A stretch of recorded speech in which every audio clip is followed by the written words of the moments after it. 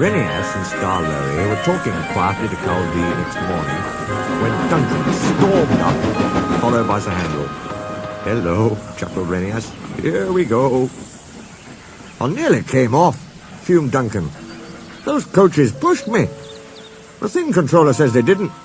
He says I kept a bad lookout. "We've no money to mend you," he said. "And if it happens again, I'll leave you at the back of the shed." "Why does he always pick on me? It's no fair." Skarloey said nothing. He just winked at Rheneas.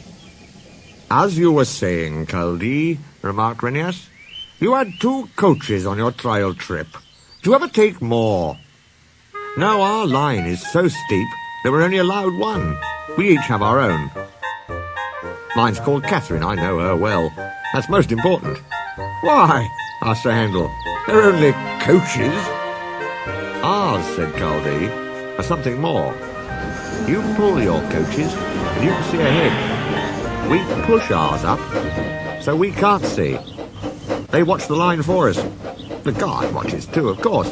But Catherine's so clever that I know at once if anything is wrong." "That must take a load off your mind," said Skarloey. Chaldee smiled. "But not off my buffers. Climbing's hard work and needs a lot of steam. My farmer and I have a tiring time. Coming down," he went on, "it's different. Catherine and I just roll. We need no steam for that." Sir Handel sighed enviously. I should like that," he said. "With your automatic brakes. It sounds like a rest cure." "That," replied Chaldee, "was just the mistake poor Godred made." "Who?" asked the little engines. "Is Godred?" "Godred was our number 1, and named after a king," Chaldee replied. "Perhaps that went to his smoke box and made him conceited. He'd never keep a good lookout. He'd roll down the line looking anywhere but at the track."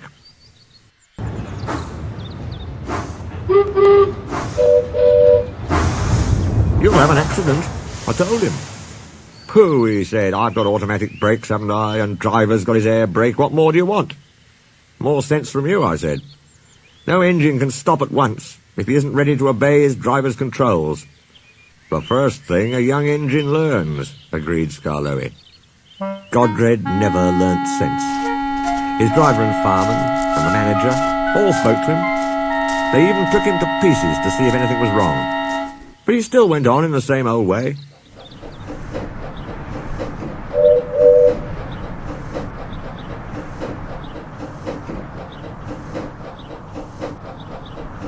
One day, I was going up and waited at a station for Godred coming down to pass me. As I waited, so it happened. One moment he was on the track, the next his driver and fireman jumped clear as he rolled over. No one was hurt. His coach stayed on the rails and the guard braked her to a stop. They brought Godred home next day.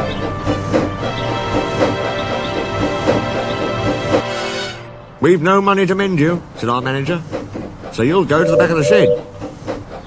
As time went on, poor Godred got smaller and smaller, till nothing was left.